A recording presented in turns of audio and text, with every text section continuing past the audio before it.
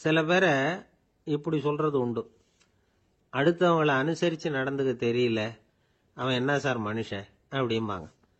சக மனிதர்களோட எப்படி பழகிறது அப்படின்னு தெரியாததுனாலேயே பல பேர் இன்னைக்கு சங்கடப்பட்டுக்கிட்டு இருக்கிறாங்க. வசதி வாய்ப்பெல்லாம் சரியா இருக்கும், ஆனால் வாழ்க்கை சரியா இருக்காது. இன்னொருத்தர்கிட்ட எப்படி பேசுறது பழகிறதுங்கிறது தெரியாததுனால தான் இந்த அவஸ்தை. சரி, இந்த அவஸ்தை இல்லாமல் வாழறது எப்படி? இதுக்கு அனுபவசாலிகள் சில வழிமுறைகளை சொல்றாங்க. அதெல்லாம் என்னென்னங்கிறத இப்போ தெரிஞ்சுக்குவோம். முதல்ல நம்ம நாக்கு நம்ம கண்ட்ரோலில் இருக்கணும். வார்த்தைகளை கொட்டிவிட்டு அதுக்கப்புறம் அள்ள முடியாமல் கடந்து கஷ்டப்படக்கூடாது. எப்படி பேசுகிறோங்கிறதும் முக்கியம், பேசுகிறப்ப எப்படி முகத்தை வச்சிருக்கிறோங்கிறதும் முக்கியம். அன்பாக பேசினாலும் நல்லா இருக்கும், அப்படி பேசுகிறப்ப ஆதரவாக அவர் தோள் மேலே ஒரு கையை போட்டுக்கிட்டு பேசினா இன்னமும் நல்லா இருக்கும். ரெண்டாவது விஷயம், இன்னொருத்தர்கிட்ட பேசுகிறப்ப வாக்குறுதிகளை அள்ளி வீசக்கூடாது. கொடுக்குற வாக்குறுதி குறைச்சலாக இருக்கணும். அப்படி கொடுத்த வாக்குறுதியை கண்டிப்பாக நிறைவேற்றணும்.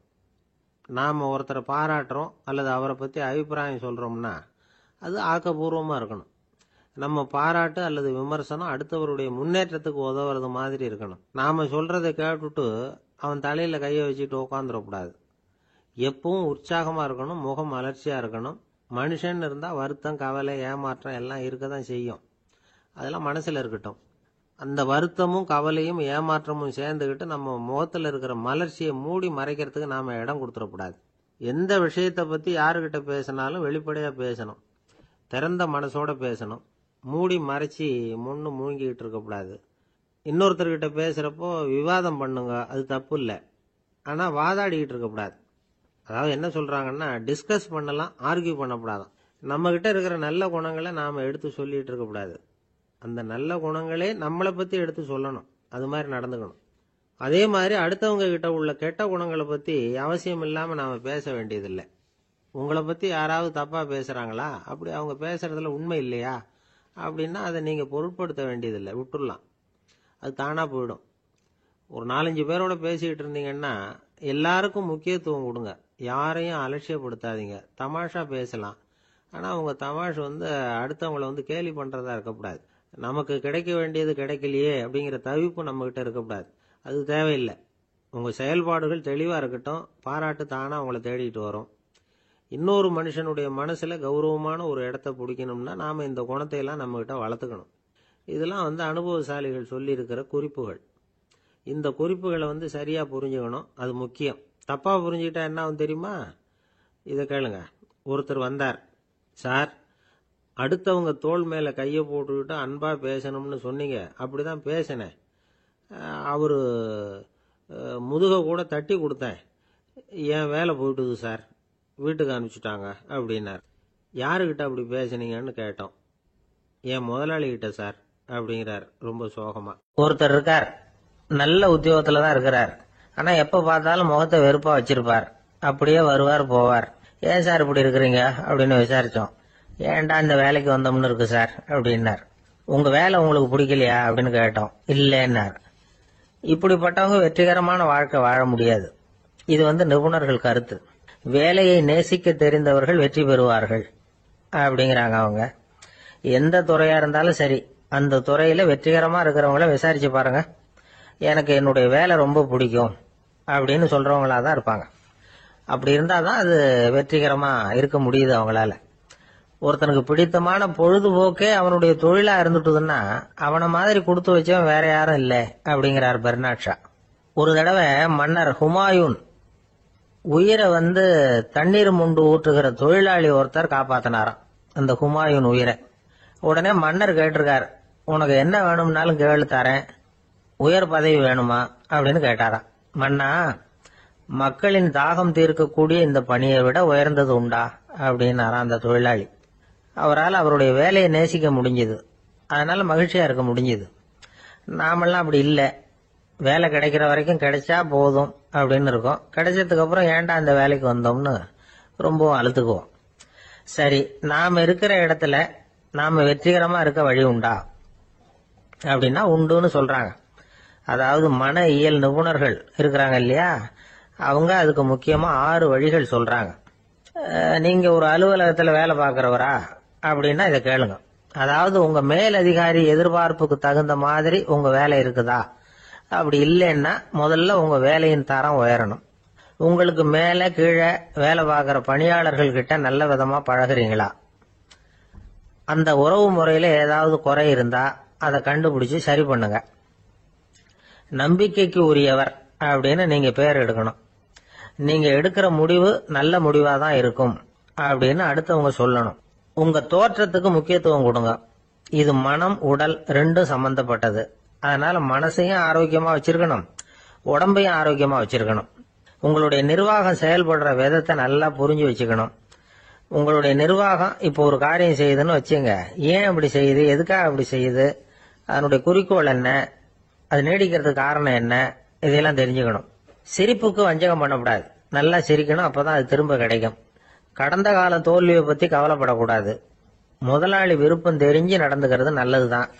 அதுக்காக காக்கா பிடிக்கணுங்கிற அவசியம் இல்லை. உங்களுக்கு ஒரு பொறுப்பான வேலை கிடைக்குது, உடனே சத்தம் குழப்பம் அப்படின்னு சூழ்நிலையை இறுக்கமா ஆக்கிடக்கூடாது. எந்த சூழலையும் இயல்பா கையாளக்கூடியவர் அப்படிங்கறத காட்டணும். இதெல்லாம் உங்கள் துறையில நீங்கள் வெற்றி பெற நிபுணர்கள் சொல்ற யோசனைகள். இவ்வளவு விவரமும் சொல்லிவிட்டு ஒருத்தரை பார்த்து கேட்டோம், இப்ப சொல்லுங்க, நீங்க செய்யற வேலை உங்களுக்கு பிடிச்சிருக்குதா அப்படின்னா. ரொம்ப ரொம்ப பிடிச்சிருக்குது அப்படின்னார். சரி, என்ன செஞ்சிட்டு இருக்கிறீங்க அப்படின்னு கேட்டோம். சும்மா தான் இருக்கிறேன் அப்படின்னார் அவர். இந்த உலகமே ஒரு நாடக மேடை, நாம எல்லாரும் நடிகர்கள். இது ஞானிகள் சொல்றது. இது ஒரு பக்கம் இருக்கட்டும். இந்த உலகத்துக்குள்ள எத்தனையோ நாடக மேடைகள், எத்தனையோ நடிகர்கள், எத்தனையோ நாடகங்கள், இதெல்லாம் எப்படி ஆரம்பமாச்சு, அதுதான் இன்னைக்கு தகவல். அதாவது ஆதி மனிதன் பேச ஆரம்பிக்கிறதுக்கு முன்னாடி சைகையாலேயே எல்லாத்தையும் சொல்லிட்டு இருந்தான். அதனால அப்பவே நடிப்பு ஆரம்பமாயிட்டுது. முதல்ல ஒரு வேட்டையத்தான் அவன் நடிச்சு காட்டியிருப்பான். இவன் எப்படி போனான், எதிரில் மிருகம் எப்படி வந்தது, அதோட எப்படி சண்டை போட்டான், எப்படி அடிச்சு கொண்டுகிட்டு வந்தான், இதை அப்படியே மற்றவங்களுக்கு நடிச்சு காட்டியிருப்பான். ஏன்னா மொழி கிடையாது. இந்த காலத்துல எல்லாம் நாடகங்களில் நடிக்கிறவங்கள நடிகர்கள்ங்கிறோம். ஒரு காலத்தில் இவங்களுக்கு என்ன பேர் தெரியுமா? திஸ்பியர்கள் அப்படின்னு பேரான். இதுக்கு காரணம் உண்டு. அதாவது 2000 வருஷத்துக்கு முன்னாடி கிரீஸ் நாட்டில் திசிபியஸ் அப்படின்னு ஒரு ஆள் இருந்தான். அவன் ஒரு பெரிய நாடக கலைஞன். அவன் சில இளைஞர்களை சேர்த்துக்கிட்டான், பயிற்சி கொடுத்தான், நாடக குழுவை உருவாக்கினான். நடிகர்களையும் நாடகத்துக்கு தேவையான பொருள்களையும் ஏற்றிக்கிட்டு போகிறதுக்கு ஒரு வண்டியையும் தயார் பண்ணான். அந்த வண்டியிலேயே அவன் கிரேக்க நாடு பூராவும் சுற்றினான். ஊர் ஊராக நாடகம் போட்டான். ஒரு ஊருக்கு போனதும் அங்கே நாடகம் நடத்த தியேட்டர் இருக்கா அப்படிங்கலாம் பார்க்கறது இல்லை அவன். ஏன்னா அப்போலாம் தியேட்டர்னா என்னென்ன தெரியாது. நாடகம்னா அது ஒரு மூடிய கொட்டைக்குள்ளே தான் நடத்தணுங்கிறது அப்போ யாருக்குமே தோணலை. இந்த வண்டி போகும், அதுவே ஒரு பகுதி, அப்படியே ஒரு மேடை மாதிரி விரிச்சிக்கும். அதில் ஏறி நின்றுக்கிட்டு நாடகத்தை நடித்து காட்டுவாங்களாம். மக்கள்லாம் எதிரில் தரையில் உட்காந்து அதை பார்த்துக்கிட்டு இருக்கிறது. உலகத்தின் முதல் நடமாடும் தியேட்டர் இதுதானா. இந்த திசிபியஸ் தான் முதலாக உலகத்தில் நாடகம்ங்கிற பொழுதுபோக்கை நடத்தி காட்டினவன் அப்படின்னு சொல்கிறாங்க. அவன் சொந்தமாக நாடகம் எழுதுனான், நடித்தான், நாடகத்தை இயக்கினான். அதனால தான் அவனை first man of the theatre அப்படின்னு சொல்லுவாங்க. அவன் தான் நாடக மேடையின் முன்னோடி. கிரேக்கர் காலத்திலேயே நாடக ஆசிரியர்கள், நடிகர்கள், ரசிகர்கள் இவங்கெல்லாம் உருவாயிட்டாங்களாம். நாடகத்தின் சரித்திரத்தில் இந்த 3 பிரிவும் ரொம்ப முக்கியம். அதாவது கிரேக்க தியேட்டர்கள்லாம் திறந்த வெளி மேடைகள் தான். பெரும்பாலும் மலைச்சரிவுகள், அதுவே படிப்படியாக பண்ணியிருப்பாங்க. கீழே அரைவட்ட வடிவில் மேடை, அதுக்கு ஆர்கெஸ்ட்ரான்னு பேர். பிற்காலத்தில் இதில் உட்காந்து இசைக்குழுவினர் வாய்ச்சதுனால இசைக்குழுவுக்கே ஆர்கெஸ்ட்ராங்கிற பேர் வந்துட்டுது. இப்போ கிரேக்க தியேட்டர்களில் ஒன்று, அதோட காலம் கிமு 340. அதை இன்னமும் பாதுகாத்து வச்சிருக்கிறாங்களாம். எபிடாரஸ் அப்படிங்கிற இடத்துல அது இருக்குதான். இன்னமும் அந்த தியேட்டரை பயன்படுத்திக்கிட்டு வர்றாங்களாம். சிறந்த கிரேக்க நாடகங்கள்லாம் அங்கே நடிக்கிறாங்களாம். ஆரம்ப காலத்திலேயே கட்டணம் கிடையாது. அப்புறம் பின்னாடி தான் நுழைவு கட்டணம்லாம் அப்படியே வந்துட்டு தான். நடிகர்கள் பளபளப்பான ஆடைகள் உடுத்தியிருப்பாங்களாம். இந்த குதிகால் உயர்ந்த காலணிகள் போட்டிருப்பாங்களாம். இதெல்லாம் பழைய குறிப்புகள். பலவிதமான உருவங்களில் மாஸ்க் அப்படின்னு சொல்லப்படுற முகமூடி. அதனால ஒரே நடிகர் பல வேடங்களில் நடிக்கிறது உண்டான். ஆரம்பத்தில் பெண் நடிகர்கள் கிடையாது, எல்லாம் ஆண் நடிகர்கள் தான். ரோமானியர்கள் தான் முதல் நிரந்தர நாடக மேடையை கட்டினவங்க. அதுதான் முதல் தியேட்டர். கிமு 1048 காலகட்டத்தில் பாம்பிங்கிற நகரத்தில் அதை கட்டியிருக்கிறாங்களாம். கிரேக்க ரோமானிய தியேட்டர்களின் அடிப்படையிலேயே இந்த இத்தாலிய வடிவ அமைப்பாளர்கள் இந்த குதிரை லாட வடிவில் ஒரு ஆடிட்டோரியத்தை உருவாக்கினாங்களாம்.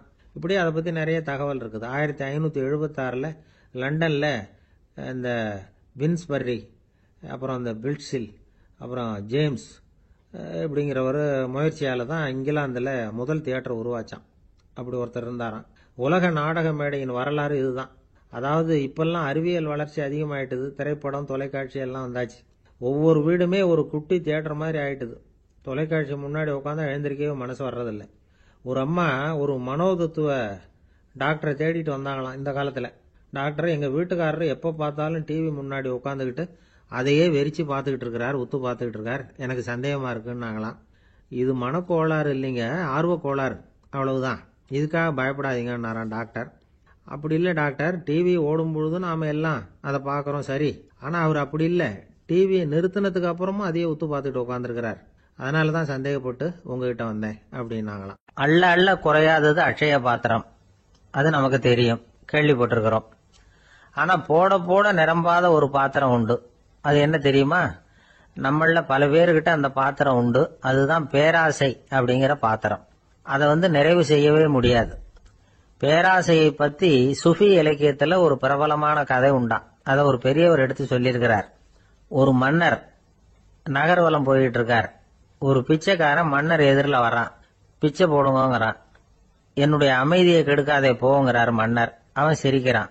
அரசே, உங்களுடைய அமைதி கெடக்கூடிய நிலையில இருந்தா அதுக்கு பேர் அமைதியே கிடையாது அப்படின்னு. ஆனா எதிரில் நிக்கிறது வெறும் பிச்சைக்காரன் இல்ல, யோகி அப்படிங்கறத மன்னர் புரிஞ்சுக்கிட்டார். துறவியே, உங்களுக்கு என்ன வேணும்னாலும் கேளுங்க, கொடுக்கறேன்னாராம். அந்த துறவி மறுபடியும் சிரிக்கிறார். அரசே, உங்களால முடியாததையெல்லாம் கொடுக்க முடியும்னு சத்தியம் செய்யாதீங்க அப்படின்னார். மன்னருக்கு கோபம் வந்துட்டுது. என்ன இவர் இப்படி சொல்றாரு அப்படின்னு நினைச்சார். நகர்வலத்தை பாதியிலேயே நிறுத்தினார். வாங்க அரண்மனைக்குன்னார். துறவியை அழைச்சிக்கிட்டு அரண்மனைக்கு வந்துட்டார். துறவி தன்கிட்ட இருந்த பிச்சை பாத்திரத்தை நீட்டினார். இது நிறைய எனக்கு பொற்காசுகள் வேணும் அப்படின்னாராம். அவ்வளவுதானா, இது ஒரு பெரிய காரியமா அப்படின்னு கையை தட்டினாராம் மன்னர். ஒரு பெரிய தாம்பாளம் நிறைய பொற்காசுகள் சேர்ந்தது. அதை அள்ளி போட்டார். போட போட அந்த பிச்சை பாத்திரம் நிரம்பவே இல்லை. பொற்காசுகள் போட போட அவ்வளவையும் உள்ள வாங்கிக்கிட்டே இருக்குது. அரசாங்க கஜானாவே காலி ஆயிட்டுது. மூட்டை மூட்டையா பொற்காசுகளை கொட்டி பார்த்துட்டாங்க. அது முழுங்கிக்கிட்டே இருக்குது. கடைசி வரைக்கும் அந்த பிச்சை பாத்திரம் நிரம்பவே இல்லை. அரசர்கிட்ட இருந்த கர்வம் போயிட்டுது.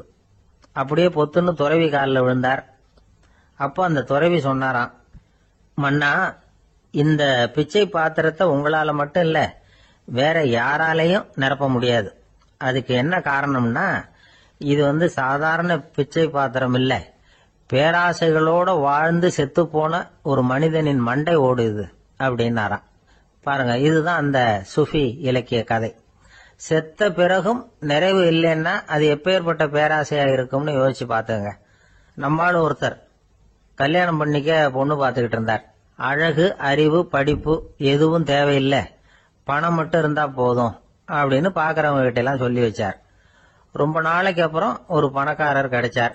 அவரு சொன்னார், இத பாருங்க, எனக்கு 20 வயசுல ஒரு மகள், அவளை நீங்க கல்யாணம் பண்ணிட்டா 2 லட்சம் பணம் கொடுப்பேன்.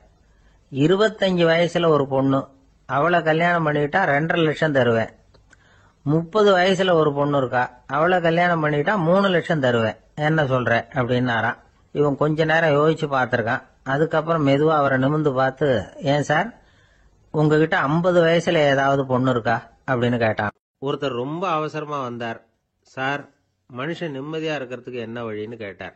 சீக்கிரமா ஒரு கல்யாணத்தை பண்ணீங்க, எல்லாம் சரியா போடும் அப்படின்னோம். அவர் ஒரு மாதிரியா பார்த்தார். ஏற்கனவே எனக்கு கல்யாணம் ஆயிட்டுது சார், அதனால தானே நிம்மதியா இருக்கிறதுக்கு வழி கேட்கறேன் அப்படின்னார். சரி, இவர் ஒரு மாதிரியான கேஸ் அப்படின்னு நினைச்சுக்கிட்டு நம்மகிட்ட இருந்த ஒரு சின்ன புத்தகத்தை அவர்கிட்ட தூக்கி கொடுத்தோம். இதை படிச்சு பாருங்கன்னு. கல்யாணத்துக்கு பிறகும் சந்தோஷமா இருக்கிறதுக்கு என்ன வழி அப்படிங்கிற கேள்விக்கு அந்த புத்தகத்துல விளக்கம் இருந்தது. கணவன் மனைவிக்குள்ள சிக்கல் வராம இருக்கிறதுக்கு அதுல சில வழிகளை சொல்லி கொடுத்துருக்குறாங்க. அதெல்லாம் என்னென்ன அப்படிங்கறத இப்ப பார்க்கலாமா? குடும்பம்னு இருந்தா கோபம் வரதான் செய்யும். அது வந்துட்டு போட்டும் பரவாயில்ல. ஆனா அந்த கோபம் ஒரே நேரத்துல 2 பேருக்கும் வந்துடாம பாத்துக்கணும். ஒரு சமயத்துல யாராவது ஒருத்தர் தான் கோபப்படணும், அடுத்தவங்க அமைதியா இருக்கணும். அதுக்கப்புறம் இவர் அமைதியான உடனே அவங்க ஆரம்பிச்சுக்கலாம். கோபமா ஏதாவது சொன்னா உடனே கோபமா பதில் சொல்லக்கூடாது. கொஞ்சம் பொறுத்து கோபம் தீர்ந்த உடனே அந்த பதிலை சொல்லலாம். அப்போ பதில் கோபமா இருந்தா கூட அது அவ்வளவு பெருசா தெரியாது. அற்ப விஷயத்துக்கெல்லாம் காய்ச்சி மூச்சுன்னு கத்திட்டு இருக்கக்கூடாது. உங்க 2 பேருக்குள்ள ஒரு தர்க்கம் ஆரம்பமாயிட்டுதுன்னு வச்சுக்கோங்க, கடுமையா 2 பேரும் விவாதம் பண்றீங்க. உங்கள ஒருத்தர் இதுல ஜெயிக்கணும்னா அது நீங்களா இருக்க வேணாம், அடுத்தவங்க ஜெயிக்கிறதுக்கு நீங்க துணையா இருங்களேன். அப்படின்னா நீங்க கொஞ்சம் விட்டு கொடுக்கணும், அவ்வளவுதான். ஏதாவது குத்தம் சொல்லணுமா, செஞ்ச தப்ப சுட்டி காட்டணுமா, விமர்சனம் பண்ணணுமா, பண்ணுங்க, வேணான்னு சொல்லல. ஆனா சொன்னதை அப்படி சொல்றத கொஞ்சம் அன்பா இதமா சொல்லுங்க. எப்போ நடந்த தவறுகளை எல்லாம் இப்போ போய் மறுபடியும் ஞாபகப்படுத்திட்டு இருக்க வேண்டாம். நான் அப்பவே சொன்னேன் இந்த புடவை வேணாம்னு, நீங்க தான் கேட்கல, இப்போ பாருங்க கிழிஞ்சு போச்சு இப்படின்னு கத்துனாங்க ஒரு அம்மா. எப்போ சொன்னீங்கன்னு கேட்டால் ஒரு 10 வருஷத்துக்கு முன்னாடி தீபாவளி சமயத்தில் அப்படிங்கிறாங்க. அது என்ன இன்னும் அப்படியே புதுசாகவே இருக்கும்? உங்களுக்கு அவர் தான் பெருசு, அவருக்கு நீங்கள் தான் பெருசு. அதை விட இந்த உலகத்தில் வேற எதுவும் முக்கியம் இல்லைன்னு நினைக்கணும். நீ தான் என்னுடைய உலகம்னு எத்தனை தடவை சொல்லியிருப்பீங்க? அதெல்லாம் வெறும் வசனமாக போயிடக்கூடாது. ஏதாவது ஒரு பிரச்சனையை பற்றி கடுமையாக விவாதம் பண்ணிகிட்டு இருக்கீங்க, அதை அப்படியே பாதியில் விட்டுட்டு படுக்கைக்கு போயிடக்கூடாது. சொச்சத்தை நாளைக்கு பேசிக்கலாம்னு. அப்படி போனால் தூக்கம் வராது. பிரச்சனையை ஒரு முடிவு பண்ணிக்கிட்டு அதுக்கப்புறமா தூங்க போகணும். ஒரு நாளில் ஒரு தடவையாவது உங்கள் ஜோடியை பாராட்டி நல்ல விதமாக கனிவாக ஒரு வார்த்தை சொல்லணும் அப்படின்னு தீர்மானம் பண்ணீங்க. ஏதாவது தப்பு பண்ணிவிட்டீங்கன்னா பரவாயில்ல, அதை ஒத்துக்கிறதுக்கும் மன்னிப்பு கேட்கறதுக்கும் தயாராக இருக்கணும். அது ஒன்றும் கேவலம் கிடையாது. வீட்டுக்குள்ளே தானே கேட்க போகிறீங்க, வெளியில் யாருக்கு தெரிய போகுதோ? எப்படியோ உங்களுக்குள்ள ஒரு சமரசம் ஆனால் சரிதான். ஒரு தகராறுன்னு எடுத்துக்கிட்டா குறைஞ்சபட்சம் அதுக்கு 2 பேர் தேவை. தனியாகவே உட்காந்துக்கிட்டு நான் இப்போ தகராறு பண்ணிகிட்டு இருக்கிறேன் அப்படின்னு யாரும் சொல்ல முடியாது. 2 பேர் தகராறு பண்ணுறாங்கன்னா பொதுவாக அந்த 2 பேரில் யார் அதிகமாக பேசுகிறாங்களோ அவங்க பேரில் தான் தப்பு இருக்கும். அதை மனசில் வச்சுக்கணும். இதெல்லாம் தான் அந்த புத்தகத்தில் போட்டிருக்கிற வழிமுறைகள். இவ்வளவும் சரியாக வரலைன்னா அப்புறமா சொல்லுங்கள், வேற புத்தகம் ஏதாவது இருக்கான்னு தேடுவோம். ஒரு கணவன் தன்னுடைய மனைவியை அழைச்சிட்டு ஒரு மனோதத்துவ டாக்டர்கிட்ட வந்தாராம். டாக்டர், எங்களுக்கு கல்யாணம் ஆகி 30 வருஷ காலமாக நாங்கள் ஒரு விஷயத்தில் கூட ஒத்து போனதில்லை அப்படின்னு ஆரம்பித்தார். உடனே அந்த அம்மா குறுக்கிட்டு, அது 30 வருஷம் இல்லை 32 வருஷம் அப்படின்னாங்களாம். ஒருத்தர் ரொம்ப அவசரமாக போயிட்டு இருந்தார். எங்கே சார் போறீங்கன்னு கேட்டோம். எனக்கு வேண்டியப்பட்ட ஒருத்தருக்கு குழந்தை பிறந்திருக்கிறதாக செய்தி வந்திருக்கு, அதுதான் ஆஸ்பத்திரிக்கு போயிட்டு இருக்கேன், பார்த்துட்டு வரலாம்னு அப்படின்னார். அப்படின்னா கொஞ்சம் இப்படி உட்காருங்க அப்படின்னோம். சில விவரமெல்லாம் சொல்கிறேன் கேட்டுட்டு போங்க அப்படின்னோம். உட்காந்தார். அப்புறம் சொல்ல ஆரம்பித்தோம். புதுசாக பிறந்திருக்கிற ஒரு குழந்தைய பார்க்க போகிறதுன்னா அது சாதாரண விஷயம் இல்லை, அதில் ரொம்பவும் கவனமாக நடந்துக்கணும். புது குழந்தைக்கு நோய் சுலபமாக தொற்றும். முக்கியமாக காற்று மூலமாக பரவுற நோய்கள் சுலபமாக வந்துடும். அதனால் நமக்கு உடம்பு சரியில்லைன்னா குழந்தைய விட்டு கொஞ்சம் தள்ளியே இருக்கிறது தான் நல்லது. பெரியவங்களை பொறுத்த வரைக்கும் சாதாரணமாக உள்ள ஒரு கிருமி கூட குழந்தைய பொறுத்த வரைக்கும் ரொம்ப மோசமான ஒரு கிருமியாக இருக்கும். சில வெளிநாடுகளில் எப்படி தெரியுமா, பிறந்த குழந்தை தூங்கிட்டு இருக்கிற ஒரு ரூமுக்கு போகணும்னா போறவங்க முகமூடி போட்டுக்கணும், காலணிகளை மாத்திக்கணும், அவ்வளவு சுத்தமா உள்ள போய் பார்த்துட்டு வரணும். பொதுவா சில ஆஸ்பத்திரிகள்ல பாத்தீங்கன்னா பார்வையாளர்கள் நேரத்துல விசிட்டிங் ஹவர்ஸ் தாயை விட்டு குழந்தைய தனியா பிரிச்சு வச்சிருவாங்க. எதுக்குன்னு நினைக்கிறீங்க? அந்த நேரம் பல பேர் வருவாங்க போவாங்க, அவங்க கை கால் சுத்தமா இருக்காது. சுத்தம் இல்லாத கைகள் மூலமா கிருமிகள் பரவும். சுத்தம் இல்லாத கைன்னா மண்ணு தூசி படிஞ்சிருக்கிற கை மட்டும் தான் அர்த்தம் இல்லை. சாலையில கையை வீசிக்கிட்டு நடந்து வர்றீங்க, குழந்தைய பொறுத்த வரைக்கும் அது கூட சுத்தம் இல்லாத கை தான். தாயை தவிர மற்றவங்க குழந்தைய தூக்காம பாத்துக்கிறது நல்லது. தாய் கூட அளவோட கொஞ்சிறதோட நிறுத்திக்கணும். புதுசா ஒரு குழந்தைய பெற்றிருக்கிற பொண்ணுகிட்ட மற்ற தாய்மார்கள் ஏதாவது சொல்லிக்கிட்டே இருப்பாங்க. குழந்தைய அப்படி வளர்க்கணும் இப்படி வளர்க்கணும் அப்படின்னு ஏதாவது அட்வைஸ் பண்ணிக்கிட்டே இருப்பாங்க. இப்படி ஓவரா அறிவுரை பண்றது அந்த பொண்ணை குழப்பி விட்டுரும். அதனால அப்படிலாம் பண்ணக்கூடாது. அந்த பெண்ணே ஏதாவது கேட்டா கூட டாக்டர் சொல்ல வேண்டிய விவரங்களை எல்லாம் நாமே சொல்லிக்கிட்டு இருக்கக்கூடாது. புதுசா பிறந்திருக்கிற குழந்தைய மட்டும்தான் இப்படி பார்க்கணும்னு இல்லை. ஒரு நோயாளி குழந்தைய பார்க்க போறதுன்னா கூட ரொம்ப எச்சரிக்கையா தான் நடந்துக்கணும். ஒரு தின்பண்டமோ விளையாட்டு சாமானோ அந்த குழந்தைக்கு நாம் வாங்கிட்டு போறதா வச்சுக்குவோம். அதை நேரா கொண்டுகிட்டு போய் அந்த குழந்தைகிட்டே கொடுக்கக்கூடாது. அதோட அப்பா அம்மா கிட்ட ரகசியமா கொடுக்கலாம். அவங்க முடிவு பண்ணட்டும் குழந்தைகிட்ட அதை கொடுக்கலாமா வேண்டாமாங்கிறத. அவங்களுக்கு தான் தெரியும் அதோட மனசும் உடம்பும். உங்க அக்கறையை காட்டுறதா நினைச்சுக்கிட்டு குழந்தை வாயில எதையும் கொண்டுட்டு போய் போடாதீங்க. போறப்போ உங்க வீட்டு குழந்தையும் அழைச்சிட்டு போகாதீங்க. இது நோயை வாங்கிட்டு வந்துடும், அல்லது புதுசா ஒரு நோயை அதுகிட்ட கொடுத்துட்டு வந்துடும். என்னதான் உங்களுக்கு பழக்கமான குழந்தையா இருந்தா கூட அதுக்கு விருப்பம் இல்லைன்னா பேசக்கூடாது. அங்க போய் அவங்க பள்ளிக்கூடத்தை ஞாபகப்படுத்திட்டு இருக்கக்கூடாது. நோயில இருக்கிறப்ப ஸ்கூலை பத்தி பேச அது விரும்பாது.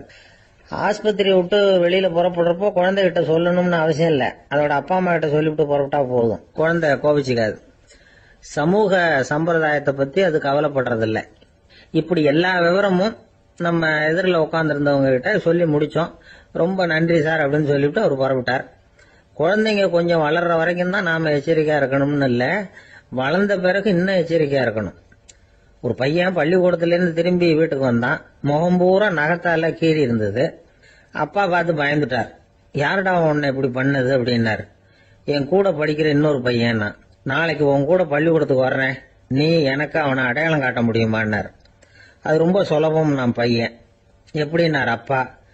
அவன் காதுல ஒன்ன கையோடு எடுத்துட்டு வந்திருக்கிறேன், இதோ என் பையில தான் வச்சிருக்கேன் அப்படிங்கிறான் அந்த பையன். அம்மாக்காரங்களுக்கு அடிக்கடி ஏற்படுற கவலை ஒன்று உண்டு. அதாவது குழந்தை சரியா சாப்பிட மாட்டேங்குதே அப்படிங்கிற கவலை. இவங்கெல்லாம் ஒரு விஷயத்த நல்லா புரிஞ்சுக்கணும். குழந்தைகள்ங்கிறவங்க பெரியவங்க மாதிரி இல்லை. அவங்க கடிகாரத்துல மணியை பார்த்துட்டு சாப்பிட்றதுக்கு உட்கார்ற ரகம் கிடையாது. பசிச்சா சாப்பிடுவாங்க, இல்லைன்னா விளையாடுவாங்க அல்லது தூங்குவாங்க. அது புரியாம அவங்கள கட்டாயப்படுத்தி அல்லது மிரட்டி சாப்பிட வைக்கிறது ரொம்ப தப்பு. ஒரு 8 மாச குழந்தைக்கு 3 மணி நேரத்துக்கு ஒரு தடவை பசிக்கும். அந்த நேரம் பார்த்து சாப்பாடு கொடுத்தா அடம் பண்ணாம அது பாட்டுக்கு சாப்பிட்றோம். அதே குழந்தைக்கு 1 வயசு ஆகிறப்போ 4 மணி நேரத்துக்கு ஒரு தடவை பசிக்கும். இந்த வயசுல இயற்கையாவே பசி குறைஞ்சிருக்கும். அது புரியாம என் குழந்தை முன்னாடி மாதிரி இப்ப சரியா சாப்பிட மாட்டேங்கிறான் அப்படின்னு சில பேர் டாக்டர் கிட்ட போய் சொல்லிக்கிட்டு இருப்பாங்க.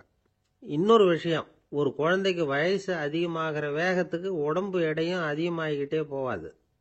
உடம்பு எடை அதிகமாகிற வேகம் குறைஞ்சிக்கிட்டே வரும். 6 மாச குழந்தைக்கு ஒரு வாரத்துல 150 கிராம் எடை கூடும்.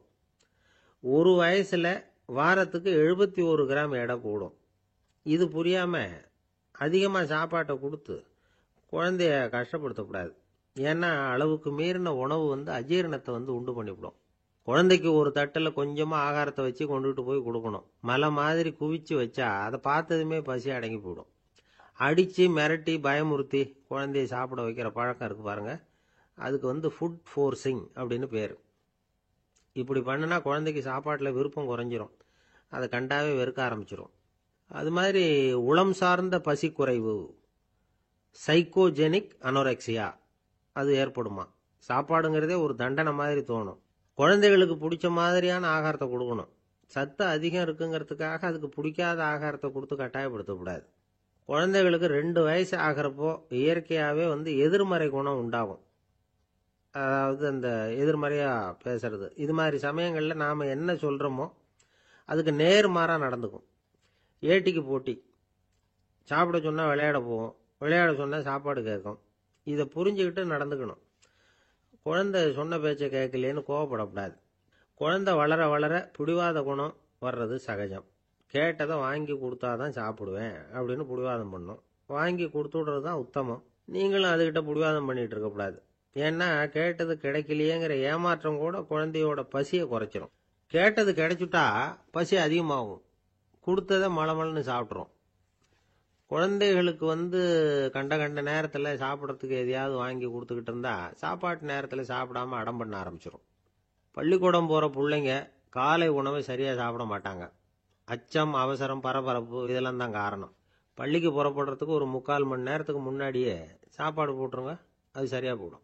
படிக்கிற குழந்தைகள் உடல் சோர்வு, மனச்சோர்வு இது காரணமாக கூட சாப்பிட மறுக்கிறது உண்டு. இப்போ உதாரணமாக சாயந்தரம் விளையாடி விட்டு வீட்டுக்கு வந்ததும் சாப்பிட சொன்னால் வேணாம்பாங்க. இது உடல் சோர்வு. ரொம்ப நேரம் வீட்டு பாடங்களை செஞ்சு முடித்த கையோடு சாப்பிட சொன்னாலும் அவங்களால சரியாக சாப்பிட முடியாது. இது உளச்சோர்வு, அதாவது மனச்சோர்வு. இதை தவிர குழந்தைகளுக்கு உடல்நல குறைவு ஏற்பட்டால் கூட சாப்பிட மறுக்கிறது உண்டு. சில மருந்து மாத்திரைகள் கூட பசியை குறைச்சிரும். அதனால் சரியாக தெரிஞ்சுக்கிட்டு குழந்தைகளை சாப்பிட வைக்கணும். அது புரியாமல் கையில் சாப்பாட்டு தட்டை வச்சுக்கிட்டு குழந்தைகளை விரட்டிக்கிட்டு அலையக்கூடாது. ஒரு சின்ன பையன் சொன்னான், எங்கள் அம்மா சாப்பாடு போடுறது தெரிஞ்சா நான் உடனே வீட்டை விட்டு வெளியில் ஓடி போடுவேன் அப்படின்னா. ஏன் அப்படி பண்ணுறேன்னு கேட்டோம். எங்கள் அப்பா கூட அது மாதிரி தான் சார் பண்ணுவார் அப்படிங்கிறான். ஒரு கடைக்கு போனேன், 5 ரூபா பணத்தை எடுத்து கொடுத்தேன். ஒரு தினசரி பத்திரிகையை கேட்டேன். அவரு உடனே அங்கே அடுக்கி வச்சிருந்த பத்திரிகையில் ஒன்று எடுத்து என் கையில் கொடுத்தார், வாங்கிக்கிட்டேன். மீதி பணத்தை எடுத்தார், அதையும் என் கையில் கொடுக்கணும்ல, கொடுக்கல. எதிரில் இருந்த பலகையில் வச்சு எடுத்துக்க சொன்னார். எப்பவும் அவர் அப்படிதான் பண்ணுவார். நானும் எடுத்துக்கிட்டு வந்துடுவேன். இவர் ஏன் இப்படி பண்ணுறாருங்கிறது எனக்கு ரொம்ப நாளாக ஒரு சந்தேகம். ஒரு நாள் அவர்கிட்டயே இதை கேட்டுவிட்டேன். ஏங்க, நீங்கள் உங்கள் கடைக்கு வந்து பொருள்கள் வாங்குறவங்களுக்கு நீங்கள் பாக்கி சில்லறையை கொடுக்குறப்போ பலகையில் வச்சு விட்றீங்க, கையில் கொடுக்க மாட்டேங்கிறீங்களே, ஏன் அப்படின்னு கேட்டேன். காசை கையில் கொடுத்தா நம்மகிட்ட இருக்கிற லட்சுமி போயிடுவா சார் அப்படின்னார். அதாவது பணம் செலவாயிடும் அப்படின்னு அர்த்தமா. இன்னொரு நண்பர், அவர் ஒரு நாள் வழக்கத்துக்கு மாறா ரொம்ப சோகமா உட்காந்துருக்கிறார். ஏங்க என்னாச்சு, ஏன் இப்படி கப்பலே கவிழ்ந்தது மாதிரி உட்காந்துருக்கிறீங்க அப்படின்னு கேட்டேன். கப்பலே கவிழ்ந்திருந்தா கூட நான் இப்படி கவலைப்பட மாட்டேன் சார், வேற ஒன்று நடந்து போச்சுன்னார். என்னன்னு கேட்டேன். என் உச்சந்தலையில பல்லி ஒன்று விழுந்துட்டுதுன்னார். அதுக்காகவா இப்படி அப்படின்னு ஆச்சரியப்பட்டேன். ஆமாங்க, பல்லி உச்சந்தலையில விழுந்தா பலன் என்னன்னு பஞ்சாங்கத்தில் பார்த்தேன், மரணம்னு போட்டிருக்கு அப்படின்னு சொல்லிவிட்டு அவர் தொடர்ந்து கவலைப்பட ஆரம்பிச்சிட்டார். இப்படியும் ஒருத்தர், என் கூட வேலை பார்க்குற ஒருத்தர் எப்படி தெரியுமா, தினமும் வலது காலை வச்சு தான் ஆபீஸுக்கு உள்ள நுழைவார். என்னைக்காவது தவறுதலா இடது காலை வச்சு உள்ள வந்துட்டார்னா அன்னைக்கு பூரா மனசு சங்கடப்படுவார், எந்த வேலையும் சரியா ஓடாது. கேரம் போர்டு ஆடுற ஒருத்தர் எப்ப ஆட உட்கார்ந்தாலும் ஸ்ட்ரைக்கரை கை தவறி கீழே விழற மாதிரி பண்ணி அதுக்கப்புறம் அதை எடுத்துக்கிட்டு ஆட உட்காருவார். ஏன்னா எப்போ ஒரு தடவை நிஜமாவே அது வந்து கை தவறி கீழே விழுந்திருக்குது, அன்னைக்கு பிரமாதமா ஜெயிச்சுட்டார். உடனே ஒரு முடிவுக்கு வந்துட்டார், கை தவறுனா லாபம் அப்படின்னு. அதுக்கப்புறம் அதையே பழக்கமாக்கிக்கிட்டார். பூனை குறுக்க போனா சகனம் சரியில்லைன்னு நினைக்கிறவங்க உண்டு.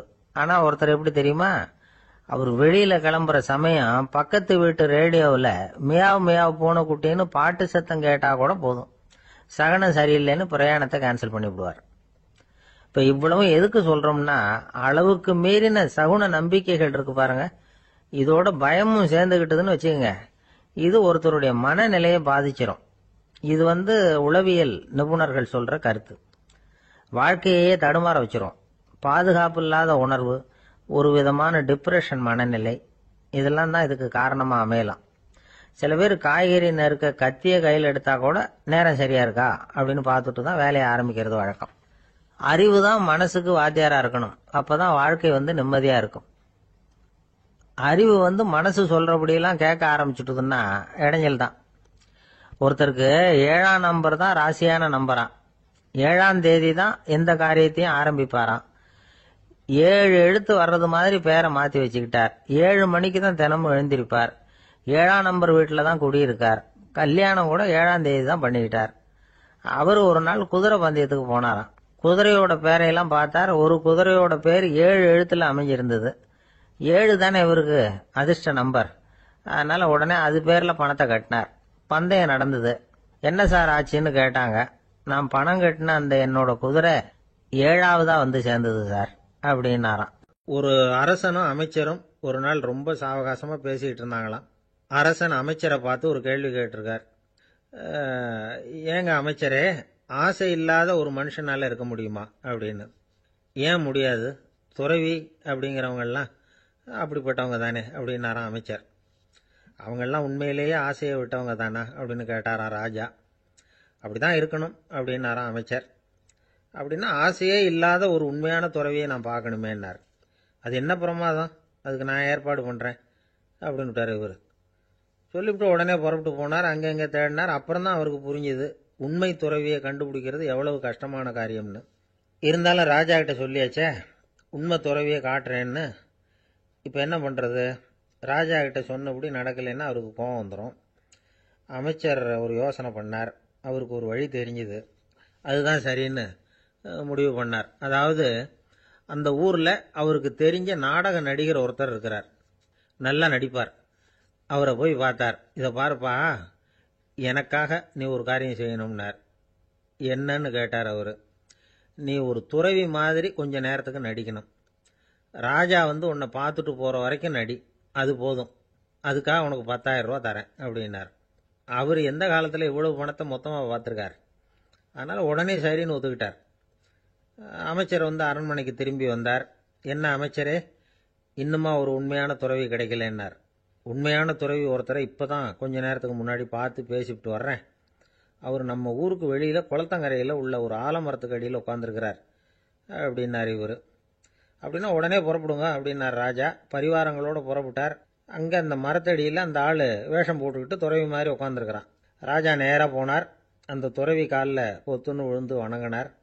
உடனே ராணி அவர் காலில் விழுந்தாங்க. அடுத்தபடியாக அமைச்சர் விழுந்தார்.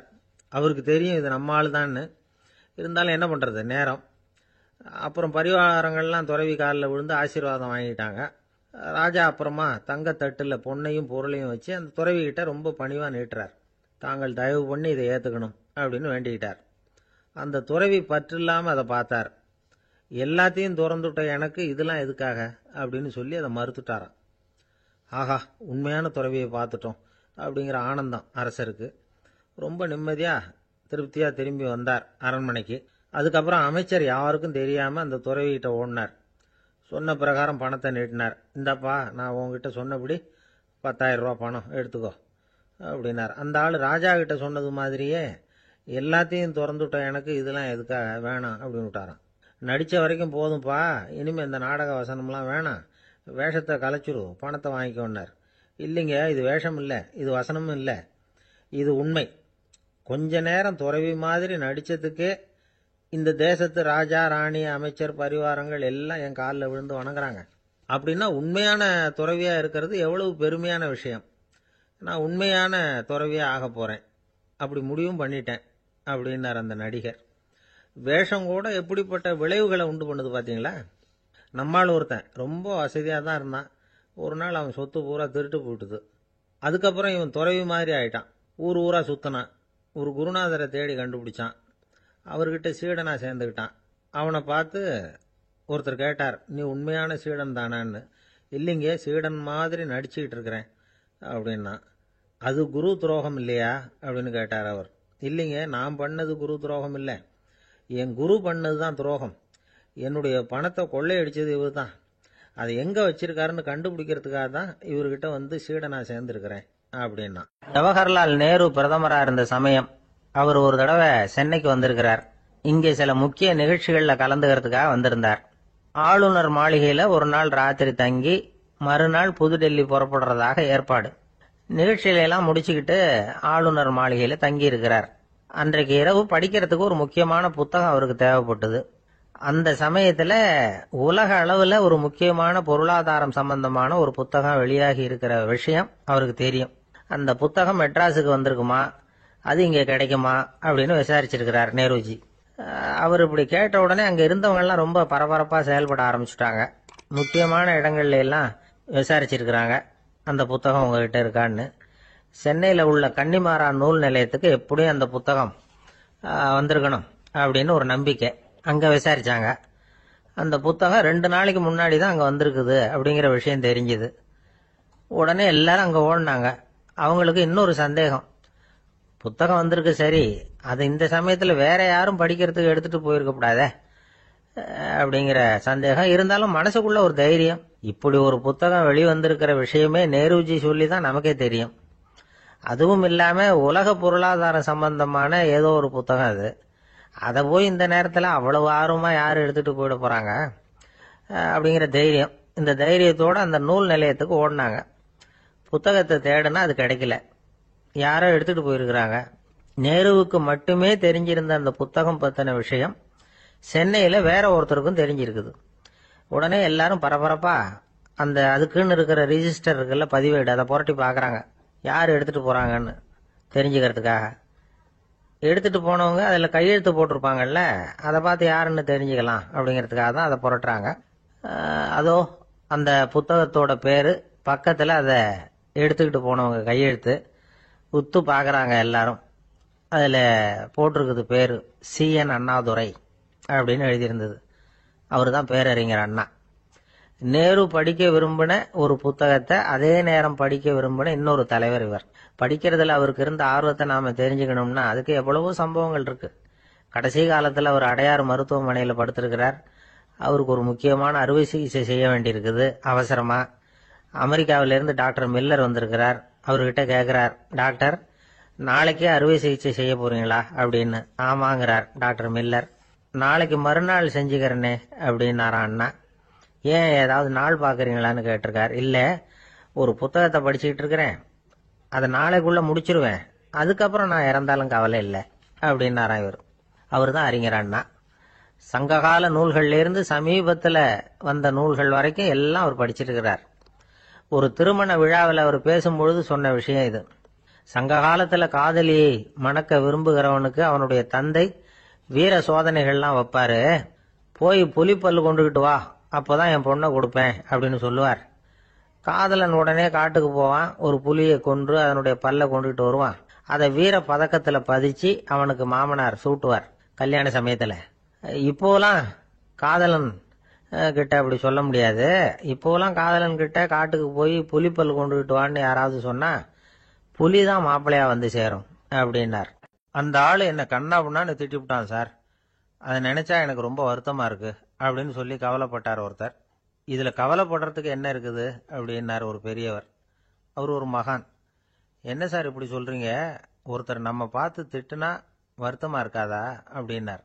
அது எப்படி வருத்தமா இருக்கும், திட்டுறதுங்கிறது என்ன, அது வெறும் சத்தம் தானே அப்படின்னார் அந்த பெரியவர். நம்ம ஆளுக்கு தலையை பிச்சுக்கலாம் போல இருந்தது. இருக்காதா பின்ன, நமக்கே அப்படி தானே தோணுது. அந்த பெரியவர் சொல்றது ரொம்ப பெரிய விஷயம். அதை நாம புரிஞ்சிக்க முயற்சி பண்ணலாம்னா நடைமுறை வாழ்க்கைக்கே அது ஒத்து வர்றது மாதிரி தெரிய மாட்டேங்குது. இருந்தாலும் அந்த பெரியவர் அதுக்கு என்னதான் விளக்கம் கொடுக்குறாருன்னு பார்ப்போமே. ஒரு ரயில் போயிட்டு இருக்கு, அதுல ஒரு சாது போயிட்டு இருக்கார். அந்த ரயில் அவர் ஹரித்வாரம் போயிட்டு இருக்கார். அவரு ரயிலில் ஏகப்பட்ட கூட்டம். நம்ம ஊர் ரயில் கேட்கவா வேணும், டிக்கெட் வாங்கிட்டு கொஞ்சம் பேர், வாங்காத கொஞ்சம் பேர். அது என்னத்துக்கு அனாவசியமா டிக்கெட் அப்படிங்கிற நினைப்புல பாதி பேர். இந்த கூட்டத்துக்கு மத்தியில் அந்த சாதுவும் போயிட்டு இருக்கிறார். உட்கார்றதுக்காக இருந்த இடத்துல ஒரு ஆள் படுத்திருக்கிறான், கொஞ்சம் முரட்டு ஆசாமி. அவன் காலு பக்கத்துல கொஞ்சோண்டு இடம் பாக்கி இருந்தது. அந்த இடத்துல இந்த சாது உட்காந்துருந்தார். மெதுவா உட்காந்துக்கிட்டார் போய். ஆனா அந்த ஆளு ராத்திரி பூரா இவரை காலால உதச்சிக்கிட்டே இருக்கிறான். அது இவருக்கு ரொம்ப அவமானமா பட்டுது. அதனால துக்கம் ஏற்பட்டது. இருந்தாலும் அதை ஒரு மாதிரியா சகிச்சுக்கிட்டே இவர் வந்து சேர்ந்தார். பொழுது விடிஞ்சது. அந்த சாது ஹரித்வார் வந்து சேர்ந்தார். அங்க ஒரு பெரிய ஞானியை சந்திச்சார். ராத்திரி ரயில்ல அந்த ஆள் உதைச்சதையும் அதனால தனக்கு ஏற்பட்ட துக்கத்தையும் இந்த சாது அந்த ஞானி கிட்ட சொன்னார். சொல்லிவிட்டு, ஏன் சுவாமி, எனக்கு துக்கம் ஏற்பட்டதே அது தப்பா அப்படின்னு கேட்டார். தவறுதான் அந்த ஞானி. உனக்கு இன்னமும் தேக அபிமானம் போகலைங்கிறது தான் அது காட்டுது. அஷ்டாவக்கிரர் என்ன சொல்றார் தெரியுமா, உண்மையான ஞானி யாராவது தன்னை வந்தனை செய்தால் அதற்காக சந்தோஷப்பட மாட்டார், யாராவது நிந்தனை செய்தால் அதற்காக வருத்தப்பட மாட்டார் அப்படின்னு சொல்றார். நிந்தனைங்கிறது ஒரு ஒலி தான். தேகாபிமானம் இருக்கிற வரைக்கும் இந்த ஒலி நம்மளை வேதனைப்படுத்தும். நான் தேகம் இல்லை ஆத்மா அப்படிங்கிற நினைவு இருந்தா இந்த ஒலி நம்மளை பாதிக்காது. மனு என்ன சொல்றார் தெரியுமா, ஒரு சாதகன் பாராட்டுதலை விஷம்னு நினைச்சு பயப்படணும், அவமானத்தை அமிர்தம்னு நினைச்சு சந்தோஷப்படணுங்கிறார். அவமானப்பட்டா கவலைப்படாம எப்படி இருக்க முடியும் அப்படின்னு தான் நமக்கு தோணும்.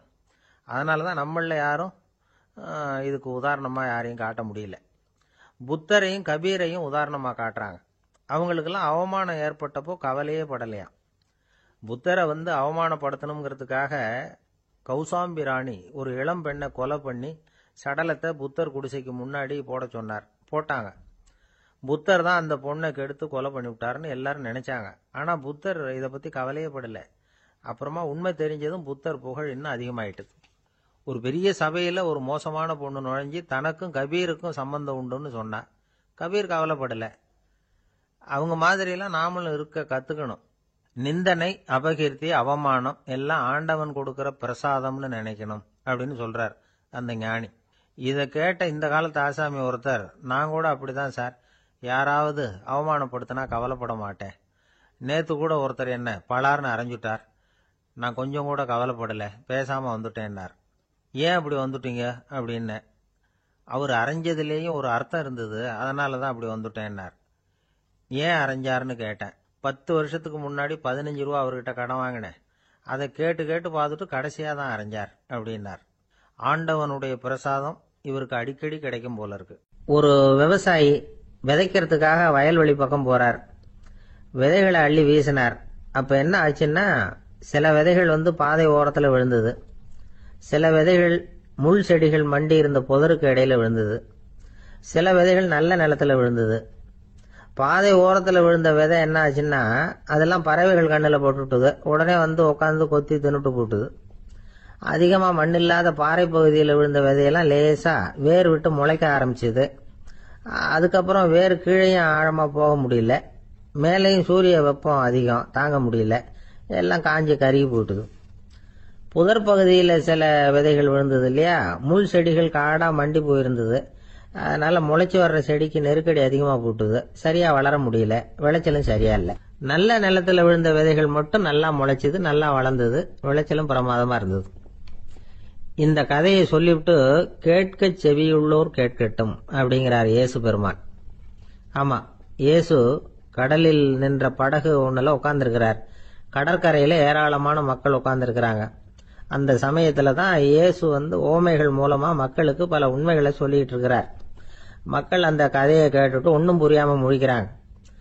அதை கவனித்த இயேசு அந்த ஓமையை விளக்க ஆரம்பிச்சார். இதுல அந்த விதைக்கிறவர் தான் இறைவன். அவருடைய வார்த்தைகளை விதைக்கிறார்.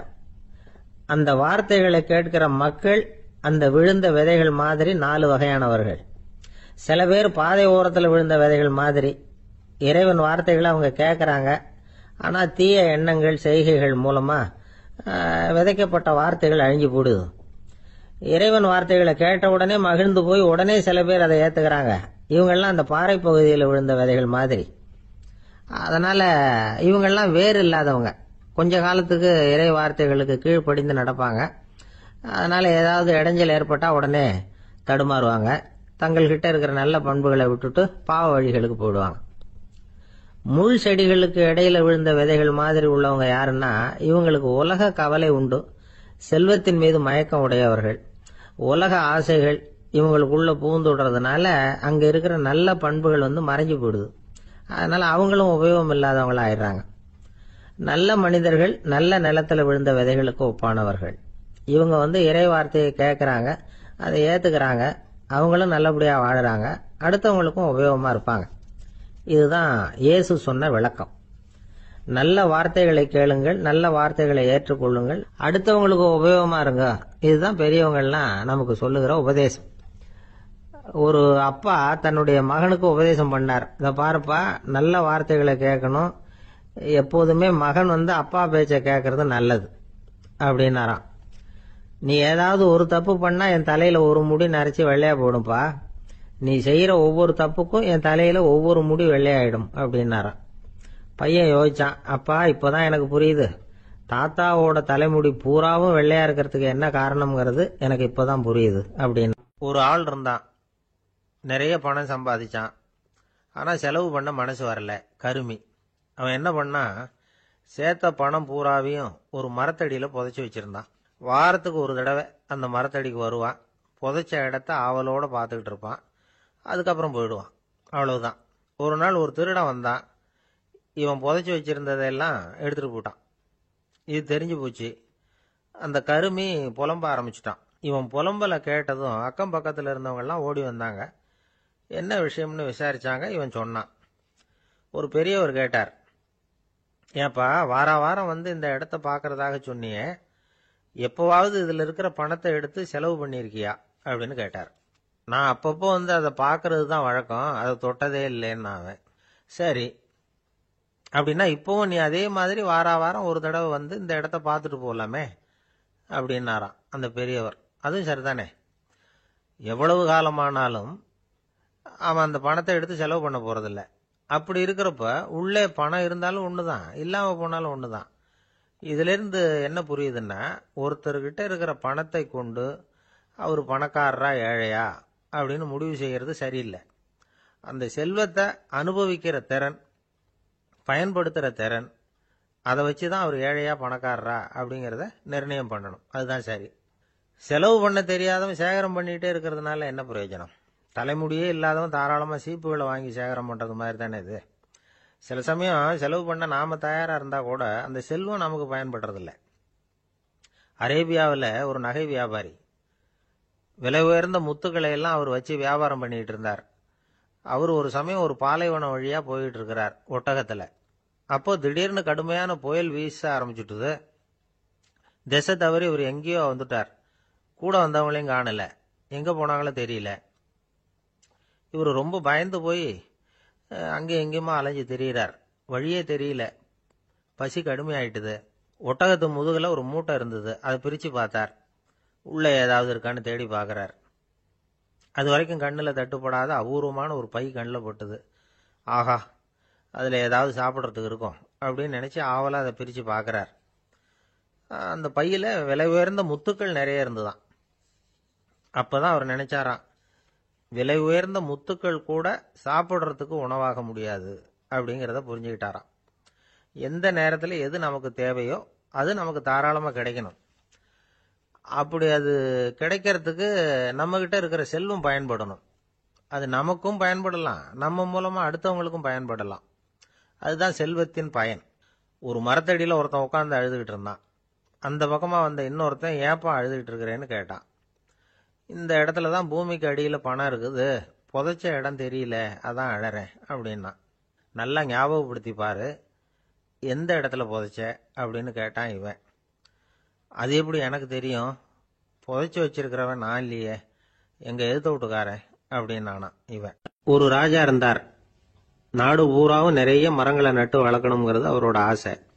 தானே அதுக்கு முன்மாதிரியா இருக்கணும்னு நினைச்சார். அரண்மனையை சுத்தி மரங்களை நட்டு வளர்த்தார். இதை பார்த்துட்டு ஜனங்களும் அவங்கவுங்க வீட்டை சுத்தி மரக்கன்றுகளை நட்டு வளர்த்தாங்க. கொஞ்ச காலத்துல ஊரு பூரா பசுமையா மாறிச்சு. எல்லாருக்கும் சந்தோஷமா இருந்தது.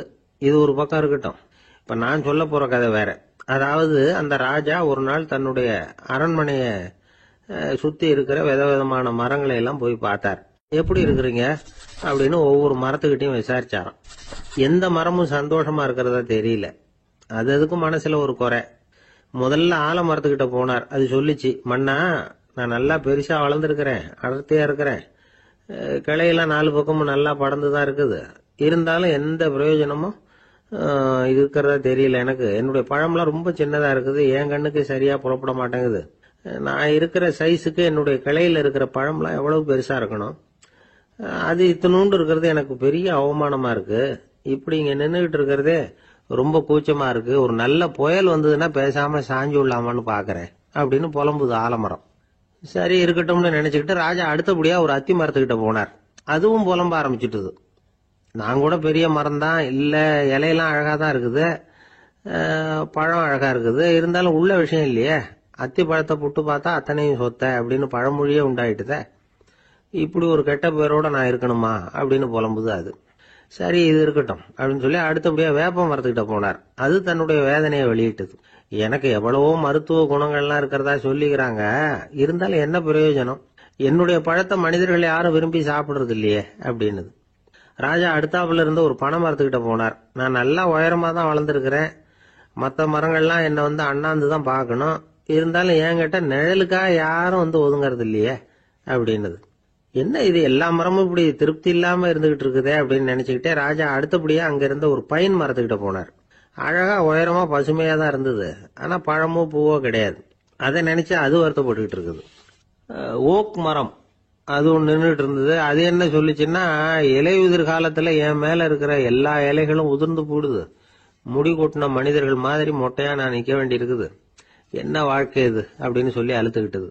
சரி புளிய மரம் என்ன சொல்லுது பாப்போம்னு அதுகிட்ட போனா, என்னுடைய நிழல்ல யாருமே தங்க மாட்டாங்க, உடம்புக்கு சூடுன்னு ஒதுங்கி போயிடுவாங்க, அடிமரத்தை பாத்தீங்கன்னா பட்டையெல்லாம் உறிஞ்சி பாக்குறதுக்கே கேவலமா இருப்பேன் அப்படின்னுது அது. முருங்கை மரம் என்ன சொல்லிச்சு தெரியுமா, என்னுடைய இலை காயெல்லாம் சாப்பிட்றவங்களுக்கு சத்து கொடுக்கறது வாசம் தான், ஆனா என் உடம்புல சத்தே கிடையாது, கொஞ்சம் வேகமா காத்து அடிச்சதுன்னா முறிஞ்சு விழுந்துடுறேன், என்ன வாழ்க்கை இது அப்படின்னு சொல்லி அது வருத்தப்பட்டது. ராஜா யோசனை பண்ணார், என்ன இது மரங்கள் வந்து பூமியின் வரங்கள்னு சொல்றோம், மழை பெய்யறதுக்கு அதுதான் காரணம், பூமி செழிப்பா இருக்கிறதுக்கும் அதுதான் காரணம், வீடு கட்டுறதுக்கு மரம், நாற்காலி செய்ய உபயோகப்படுத்துறதுக்கும் அதுதான் உபயோகப்படுது, மனுஷனுக்கு வேண்டிய ஆகாரங்களையும் கொடுக்குது, இப்படிலாம் இருந்தும் எல்லா மரமும் நிம்மதி இல்லாம இருந்துகிட்டு இருக்குதே அப்படின்னு நினைச்சார். அப்போ அங்க இருந்த ஒரு மகிழ மரம் அவர் கண்ணுல பட்டது. அந்த மரம் மட்டும் கொஞ்சம் நிம்மதியா மகிழ்ச்சியா இருக்கிறது மாதிரி தெரிஞ்சுது. உடனே ராஜா அதுகிட்ட போனார். உனக்கு மனசுல எதுவும் குறை இல்லையான்னு கேட்டார். இல்ல நான் சந்தோஷமா தான் இருக்கேன்னு அந்த மகிழ மரம். அப்படியான்னு ஆச்சரியமா கேட்டார் ராஜா. ஆமா மன்னா, இந்த இடத்துல நீங்க ஒரு முருங்கை மரத்தையோ வேப்ப மரத்தையோ கூட நட்டிருக்கலாம், ஆனா இந்த இடத்துல நடுறதுக்கு என்ன தேர்ந்தெடுத்திருக்கிறீங்க, அதுவே எனக்கு பெருமை, அதுவே எனக்கு திருப்தி அப்படின்னு தான் மகிழ மரம். மகிழ மரம் சாதாரணமா தான் இருக்கும், இளம் மஞ்சள் நிறத்துல பூக்கள், அது காய்ந்தும் மனம் வீசும். மகிழ மரம் மாதிரி மன திருப்தியோட வாழறதுக்கு நாம கத்துக்கணுமா. நாம இந்த உலகத்துல ஒரு நாயாவோ நரியாவோ கூட பிறந்திருக்கலாம், மனுஷனா பிறந்திருக்கிறோம், அதுவே பெருமை தானே. இந்த நிறைவு தான் மகிழ்ச்சியின் ரகசியம். ஒரு பையன் அப்பா கிட்ட போய், அப்பா நீங்க இந்த உலகத்துல ஒரு மனுஷனா பிறந்தது என்னோட அதிர்ஷ்டம் நானா. ஏண்டா அப்படி சொல்றேன்னு இருக்காரு அப்பா. நீங்க ஒரு கரடியா பிறந்திருந்தா இந்நேரம் நானும் ஒரு கரடி குட்டியா தானே இருந்திருப்பேன் அப்படின்னு நானா. ஒரு பல்கலைக்கழகம், அங்க ஒரு இலக்கிய பேராசிரியர், அவர் பாடம் நடத்திட்டு இருந்தார். ராபர்ட் பிரவுனிங் எழுதிய கவிதைகளை பத்தி சொல்லிட்டு இருக்கிறார். மாணவர்களும் ரொம்ப அக்கறையா அதை கேட்டுக்கிட்டு இருக்கிறாங்க. ஒரு குறிப்பிட்ட கவிதையை பத்தி சொல்லும் பொழுது அந்த பேராசிரியருக்கே ஒரு சந்தேகம். அதாவது அந்த கவிதையின் சரியான அர்த்தம் என்னங்கிறதுல சந்தேகம். பேராசிரியர் யோசனை பண்ணார். அந்த கவிதையை முழுசா புரிஞ்சுக்க முடியல. அதனால மாணவர்களை பார்த்து சொன்னார், மாணவர்களே ஒரு நாள் பொறுத்துங்க, இந்த கவிதையை எழுதின கவிஞர் எங்க வீட்டுக்கு பக்கத்துல தான் இருக்கிறார். இன்னைக்கு சாயந்தரம் நான் அவரை நேரிலேயே போய் பார்க்கறேன். பார்த்து இதுக்கு என்னங்க அர்த்தம்னு கேட்டுட்டு வந்துடுறேன். அதுக்கப்புறம் உங்ககிட்ட சொல்றேன் அப்படின்னாராம். அன்னைக்கு சாயந்தரமே அந்த பேராசிரியர் கவிஞரை தேடிக்கிட்டு போயிட்டார். கவிஞர் அவங்க வீட்டில் அவர் பாட்டு உட்காந்துருந்தாராம். இவர் போய் அவர் முன்னாடி உட்காந்தார். அப்புறம் கேட்டார், ஐயா அந்த கவிதையின் முழு பொருள் என்னன்னு தெரிஞ்சுட்டு போறதுக்காக வந்திருக்கிறேன் அப்படின்னாராம். எந்த கவிதை அப்படின்னாராம் அவரு. இவர் அந்த கவிதையை சொல்லியிருக்கார். கவிஞர் கொஞ்சம் யோசனை பண்ணிவிட்டு அப்புறம் சொன்னாராம், பேராசிரியரே நீங்க கொஞ்சம் தாமதமா வந்துட்டீங்கன்னாராம். இவருக்கு ஒன்றும் புரியல. நீங்க என்ன சொல்றீங்க, நான் தாமதமா வந்துட்டேன்னா? நீங்க தான் உயிரோடு இருக்கிறீங்களே, அப்படி இருக்கும்பொழுது நான் தாமதமா வந்துட்டேன்னா அது எப்படி அப்படின்னு இவர் குழம்பி இருக்கிறார். இப்ப கவிஞர் சொன்னாராம், ஐயா நான் உயிரோடு இருக்கிறேன்னா இல்லையாங்கிறது முக்கியம் இல்லை. நான் அந்த கவிதை வரிகளை எழுதினப்போ 2 பேருக்கு அதோட அர்த்தம் தெரிஞ்சிருந்தது. இப்போ ஒரே ஒருத்தருக்கு தான் அதோட அர்த்தம் தெரியும் அப்படின்னாராம். பேராசிரியர் யோசனை பண்ணியிருக்கார். அப்படின்னா அந்த ஒருத்தர் கவிஞர் ராபர்ட் பிரவுனிங்கை தவிர வேற யாரா இருக்க முடியும்?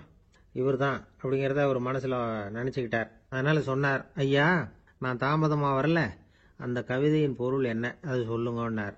பேராசிரியரே நான் சொல்றது உங்களுக்கு புரியலன்னு நினைக்கிறேன். நான் இந்த வரிகள் எழுதினப்போ 2 பேருக்கு அதோட அர்த்தம் தெரிஞ்சிருந்தது. அந்த 2 பேர் யாருன்னா, ஒருத்தர் ராபர்ட் பிரவுனிங், அதாவது நான், இன்னொருத்தர் கடவுள். இப்போ அது கடவுளுக்கு மட்டும்தான் தெரியும். நானே இதை பத்தி பல தடவை யோசனை பண்ணி பார்த்தேன். இது ரொம்ப அழகானது, ஆனாலும் ரொம்ப வழுக்கலானது. அதை பிடிச்சிட்டோம்னு நினைச்சிட்டு இருக்கும் பொழுதே காத்து மாதிரி அது உங்ககிட்ட இருந்து ஓடி போயிடுது.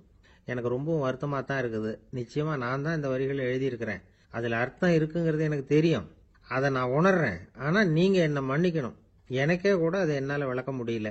அப்படி இருக்கும் பொழுது உங்களுக்கு எப்படி அதை நான் விளக்க முடியும் அப்படின்னு அந்த கவிஞர். அனுபவிக்கப்படக்கூடிய எல்லாமே விளக்கப்படக்கூடிய ஒன்றல்ல, விளக்கப்படும் எல்லாமே அனுபவிக்கப்படக்கூடிய ஒன்றல்ல அப்படிங்கிறது ஞானிகளுடைய கருத்து. அதுக்காக தான் அந்த சம்பவம். வாழ்க்கையில் நீங்கள் தொடர்ந்து ஆய்வு செய்து கொண்டே இருக்கக்கூடிய விளக்கங்களை ஒருபோதும் அடைய முடியாத பரிமாணங்கள் இருக்கிறதுனால தான் அது அலுப்பு தட்டாமல் இருக்குது. உங்களால் நிறைய அனுபவிக்க முடியும், இருந்தாலும் நீங்கள் அனுபவித்து அறிந்த விஷயங்கள் கூட வார்த்தைகளால் விளக்கப்பட முடிவதில்லை அப்படிங்கிறது பெரியோர் சிந்தனை. இதெல்லாம் ஒரு பக்கம் இருக்கட்டும். நமக்கு தெரிஞ்ச பேராசிரியர் ஒருத்தர் 1 மணி நேரம் ரொம்ப விவரமா வகுப்பு எடுத்தார். கடைசியா சொன்னார், மாணவர்களே ரொம்பவும் எளிமையா விளக்கமா எல்லா விவரமும் சொல்லியிருக்கிறேன். அதனால இதுல உங்களுக்கு சந்தேகம் வர்றதுக்கு வாய்ப்பே இல்லை. இருந்தாலும் கேட்க வேண்டிய கடமை கேட்கிறேன். இதுவரைக்கும் நடத்தினதுல யாருக்காவது ஏதாவது சந்தேகம் உண்டா அப்படின்னு கேட்டாராம். எனக்கு ஒரே ஒரு சந்தேகம் தான் சார் அப்படின்னு எழுந்திரிச்சு நிக்கிறான் ஒருத்தன். என்னன்னு கேட்டாராம். இதுவரைக்கும் நீங்க என்ன பாடம் சார் நடத்துனீங்க அப்படின்னானா அவன். ஒரு ஊர்ல ஒரு ராஜா இருந்தார். அவர் ஒரு பூனை வளர்த்தார். ரொம்ப செல்லமா அவர் அந்த பூனையை வளர்த்தார். அவர் என்ன பண்ணுவார் தெரியுமா, இரவு நேரத்தில் அந்த பூனையோட தலையில ஒரு விளக்க வச்சிருவார். அந்த பூனை ரொம்ப ஜாக்கிரதையா அந்த விளக்கு கீழே விழுந்துடாம பாத்துக்கும். தலையை ஆட்டாம ரொம்ப நிதானமா ராஜா பின்னாடி நடந்து போய்கிட்டே இருக்கும். அந்த விளக்கு வெளிச்சத்துல எல்லா வேலைகளையும் செஞ்சிருவார். கையில ஒரு விளக்க தனியா எடுத்துட்டு போக வேண்டிய அவசியமே இல்லை. விளக்க தூக்கிட்டு போற வேலையை அந்த பூனை பாத்துக்கும். அதனால ராஜாவுக்கு அந்த பூனை மேல ரொம்ப பிரியம். மந்திரிகளை எல்லாம் கூப்பிட்டு அவங்க கிட்ட சொல்லுவார், பாத்தீங்களா இந்த பூனை எவ்வளவு விசுவாசமா நடக்குது, என் பேர்ல எவ்வளவு மரியாதை பாத்தீங்களா அதுக்கு அப்படிம்பார். இதை கேட்டுட்டு அங்கிருந்த அமைச்சர்கள் ஒருத்தர் சொன்னார், மன்னா நீங்க சொல்றது சரிதான், இருந்தாலும் இந்த பூனையோட விசுவாசத்தை நாம கொஞ்சம் சோதிச்சு பார்க்க வேண்டியிருக்கு அப்படின்னாராம். சரி உங்க ஆசையை ஏன் கெடுக்கணும், நல்லா சோதிச்சு பாருங்க அப்படின்னு சொல்லிவிட்டார் ராஜா. உடனே அந்த அமைச்சர் என்ன பண்ணார் தெரியுமா? எங்கேயோ புறப்பட்டு போனார். ஒரு 5-6 எலிகளை பிடிச்சிட்டு வந்தார். அரண்மனையில் ராஜா ஏதோ வேலை பார்த்துக்கிட்டு இருக்கிறாரு. பக்கத்தில் அந்த பூனை ரொம்ப பணிவாக நின்றுகிட்டு இருக்குது. அது தலையில் விளக்கு எரிஞ்சுக்கிட்டு இருக்கு. அமைச்சர் தான் பிடிச்சிட்டு வந்த எலிகளை அந்த பூனை பார்வையில் படுறது மாதிரி எதிரில் விட்டார். அந்த எலிகள்லாம் அங்கேயும் இங்கேயும் ஓட ஆரம்பிச்சுது. அதை பார்த்தது பூனை. அவ்வளவுதான். தலையில் இருக்கிற விளக்கை பற்றியும் கவலைப்படல, ராஜாவை பற்றியும் கவலைப்படல. ஒரே பாய்ச்சலாக பாஞ்சு எலிகளை துரத்த ஆரம்பிச்சுட்டுது. தலையில் இருந்த விளக்கு எங்கேயோ போய் விழுந்தது, அணைஞ்சு போச்சு. இருட்டில் ராஜா தடுமாற ஆரம்பிச்சுட்டார். இந்த சமயத்தில் அந்த அமைச்சர் மறுபடியும் விளக்கை ஏற்றினார். வெளிச்சம் வந்தது. அதுக்கப்புறம் அந்த அமைச்சர் பேசினார். அரசே, பூனையோட விசுவாசத்தை பார்த்தீங்களா? எலி அது கண்ணில் படுற வரைக்கும் தான் விசுவாசமா இருந்தது. அது மாதிரி எலியை பார்த்ததும் எல்லாத்தையும் விட்டுட்டு அதை துரத்த ஆரம்பிச்சுட்டு பார்த்தீங்களா? தான் அந்த பூனையை பற்றி நினைச்சது தப்புங்கிறது அதுக்கப்புறம் தான் அந்த ராஜாவுக்கு புரிஞ்சுதான். சரி, இப்ப எதுக்கு இந்த கதையெல்லாம் அப்படிங்கிறீங்களா? இந்த பூனை மாதிரி தான் நம்ம மனசும். மனசை எவ்வளவுதான் பயிற்சி கொடுத்து பக்குவமா வச்சிருந்தாலும் பார்க்கறதுக்கு பரமசாது மாதிரி தான் இருக்கும். பார்க்க வேண்டியதை பார்த்துட்டுதுன்னா பாஞ்சிரும். இந்த பூனை மாதிரி புலன் இன்ப பொருள்கள் கிட்டாத வரைக்கும் மனம் அடங்கி இருக்கிறது மாதிரி தான் தெரியும். கொஞ்சம் வாய்ப்பு கிடைச்சாலும் அது குதிக்க ஆரம்பிச்சிரும், தப்பு பண்ண ஆரம்பிச்சிரும். பெரிய பெரிய முனிவர்கள் வாழ்க்கையில நடந்த வீழ்ச்சி இதை தான் நிரூபிக்குது. புலன்களின் ஆற்றல் அதிகம். அதனால மனக்கட்டுப்பாடு பயிற்சிகள்ல ரொம்ப எச்சரிக்கையா இருக்கணுங்கிறார் சுவாமி சிவானந்தர். மது பழக்கத்தையே விட்டுட்டேன்னு உறுதியா இருப்பான். கடை கண்ணுல பட்டுட்டுதுன்னா கால் அவனை கேட்காமலே இழுத்துக்கிட்டு உள்ள போயிடும். இதுதான் மனசுங்கிறது. அதுதான் அந்த ராஜா வளர்த்த பூனை. நம்மால் ஒருத்தன் அந்த ராஜா பூனை தலையில விளக்க வச்சது மாதிரி இவன் தன்னுடைய தலையிலேயே ஒரு விளக்க ஏற்றி வச்சுக்கிட்டு என்னத்தையோ தேட ஆரம்பிச்சான். தேடிட்டு இருக்கிறான். தலையை ஆட்டாம நிதானமா நடந்து ரொம்ப நேரமா தேடிட்டு இருக்கிறான். அந்த சமயம் அங்க வந்த ஒருத்தர் என்னத்தை தேடுறீங்கன்னு கேட்டார். அதுதான் மறந்து போச்சு அப்படின்னு இழுத்தான். சரி, கொஞ்சம் இப்படி உட்காருங்க, ஞாபகம் வந்ததும் தேட ஆரம்பிக்கலாம் அப்படின்னாரு அவரு. இவன் கொஞ்ச நேரம் உட்காந்து யோசிச்சான். அப்புறம் திடீர்னு எழுந்திருச்சான். ஞாபகம் வந்துட்டுதுன்னா. என்னன்னு கேட்டார். எங்க வீட்டுல இருந்த விளக்க எங்க வச்சேன்னு தெரியல, அதான் தேடிட்டு இருக்கிறேன், ஏத்தி வைக்கலாம்னு பாக்குறேன் அப்படின்னா. ஒரு சின்ன பையன் வந்தான். அவனை பார்த்து ஒரு கேள்வி கேட்டோம். ஏன்பா உங்க வீட்டுல அம்மா புத்திசாலியா அப்பா புத்திசாலியா அப்படின்னு. அவன் அலட்சியமா நம்மளை பார்த்து சிரிக்கிறான். என்ன சார் இது, இந்த காலத்துல இது கூட தெரியாம இருக்கிறீங்களே அப்படிங்கிறான். ஒரு சின்ன பையன் நம்மளை பார்த்து இப்படி கேட்டு விட்டானே அப்படின்னு நினைக்கிறப்போ நமக்கு ஒரு மாதிரி ஆயிடும்.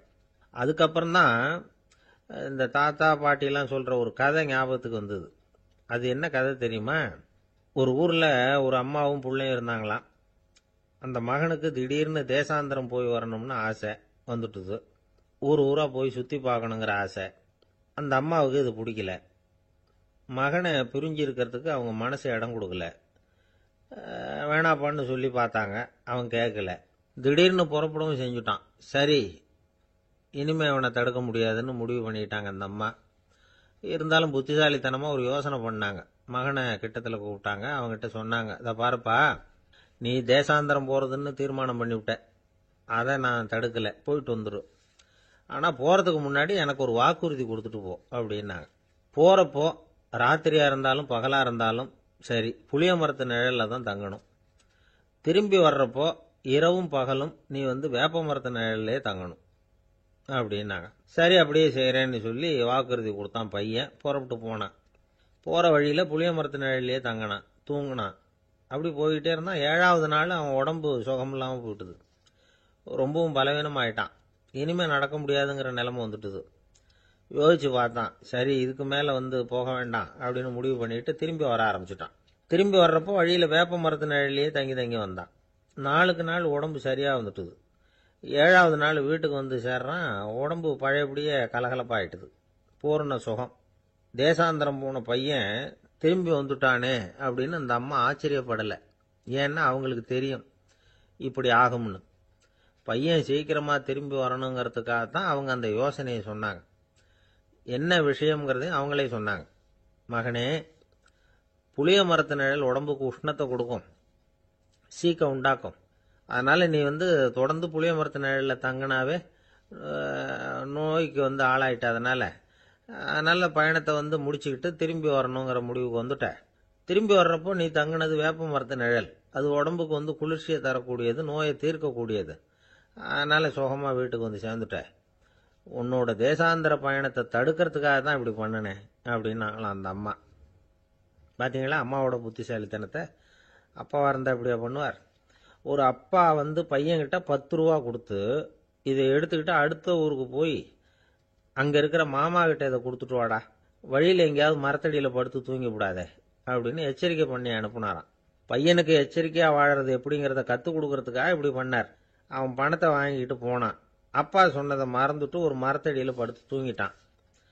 அவனுக்கு தெரியாமல் அவன் பின்னாடியே போன அப்பா அவன் கையில் இருந்த அந்த 10 ரூபாயை நைஸாக எடுத்துகிட்டு வந்துட்டார். அவன் பையில் தானே வச்சிருந்தான், அது தெரியாமல் எடுத்துகிட்டு வந்துட்டார். அவன் தூங்கிக்கிட்டு இருக்கான். எடுத்துகிட்டு ஒரு மறுபடியும் வீட்டுக்கு வந்துட்டார். பையன் மூழ்கிக்கிட்டு பையை தடவி பார்க்குறான், பணத்தை காணும். அழுதுகிட்டே திரும்பி வந்தான். அப்பா கிட்ட விஷயத்த சொன்னான். அப்பா சிரிச்சுக்கிட்டே சொன்னார், அதுக்கு தான்ப்பா ஆரம்பத்திலேயே எச்சரிக்கை பண்ணினேன், இனிமேலாவது நீ ஜாக்கிரதையாக இருக்கணும் அப்படிங்கிறதுக்காக தான் இப்படி பண்ணினேன். அந்த பணம் எங்கேயும் போயிடல, நான் தான் அதை உனக்கு தெரியாமல் எடுத்து வச்சிருக்கிறேன். இதோ பாரு அப்படின்னு சொல்லிட்டு சைடு பாக்கெட்டில் கையை விட்டா அது ஓட்டையாக இருக்குது. அதை எவனோ ஏற்கனவே கத்திரிச்சு எடுத்துகிட்டு போட்டான். இப்போ அப்பா முகத்தில் அசடு வழிஞ்சுதான். வாழ்க்கையில் சில சந்தர்ப்பங்களில் நாம் சில அவமானங்களை சந்திச்சே தீர வேண்டியிருக்கு. என்ன பண்ணுறது, காலம் அப்படி. அவமானப்படுறவங்க உடனே அடங்கி போயிடுறது தான் உலக வழக்கம். அவமானப்பட்டால் உடனே சீறி எழறவங்களும் உண்டு. ஆனால் அதையே ஒரு சவாலாக எடுத்துக்கிட்டு முன்னுக்கு வர்றவங்களும் சில பேர் இருக்கிறாங்க. அவங்க ரொம்ப அபூர்வம். இன்னைக்கு மனோதத்துவ நிபுணர்கள்லாம் என்ன சொல்கிறாங்க தெரியுமா? அவமானப்பட்டுட்டா உடனே அடங்கி போயிடக்கூடாதான். அதையே ஒரு சவாலாக எடுத்துக்கிட்டு மனசில் ஒரு வைராக்கியத்தோட முயற்சி பண்ணினா வாழ்க்கையில் எல்லாரும் முன்னேறலாம்.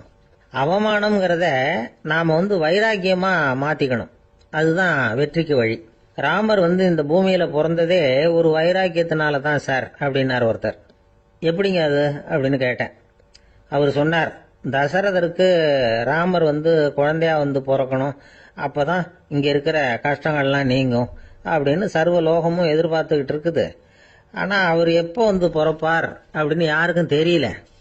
அந்த காரியம் சீக்கிரம் நடக்கணுமே, அதுக்கு என்ன பண்றது? நாரதர் வந்தார் ஒரு நாள் தசரதரை தேடி. தசரதா, உனக்கு ஒரு செய்தி தெரியுமான்னு ஆரம்பிச்சார். அவர் எப்பவும் இப்படித்தானே ஆரம்பிக்கிறது வழக்கம். என்ன விஷயம்னு கேட்டார் தசரதர். தசரதா, நீ அடிக்கடி உன்னோட தேரில் ஏறிக்கிட்டு தேவலோகத்துக்கு போற, அங்கே போற வர்ற எல்லாம் பண்ணிட்டு இருக்க, எல்லாம் சரி. தேவலோகத்திலையும் உன்னை நல்லபடியாக தான் வரவேற்கிறாங்க. தேவேந்திரன் உன்னை பிரியமாக அழைச்சிட்டு போய் தன்னுடைய அரியாசனத்திலேயே தனக்கு பக்கத்திலேயே உட்கார வைக்கிறான். நீயும் சந்தோஷமாக உட்காந்து பேசிவிட்டு வந்துடுற. ஆனால் நீ இங்கே வந்ததுக்கு அப்புறம் அங்கே என்ன நடக்குது தெரியுமா உனக்கு அப்படின்னாரான் நாரதர். என்ன நடக்குது எனக்கு ஒன்றும் தெரியலையே அப்படின்னாரான் தசரதர். நாரதர்கிட்ட கிட்டத்தில் கேட்டிருக்கார், கொஞ்சம் சொல்லுங்க என்னது அப்படின்னு. அவர் நெருங்கி வந்தாராம் நாரதரும். மெதுவாக அவர் காதோட காதாக சொன்னாராம். அதாவது நம்ம பாஷையில் சொல்ல போனால் பற்ற வைக்கிறார்.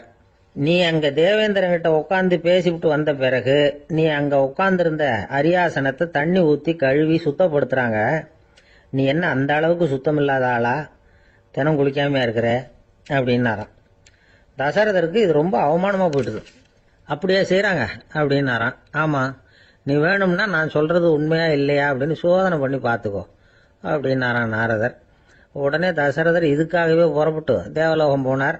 அங்கே வழக்கம் போலவே இவரை கூப்பிட்டு உட்கார வச்சு பேசிக்கிட்டு இருந்தான் தேவேந்திரன். கொஞ்ச நேரம் பேசிக்கிட்டு இருந்துட்டு சரி நான் கிளம்புறேன்னு புறப்பட்டார்.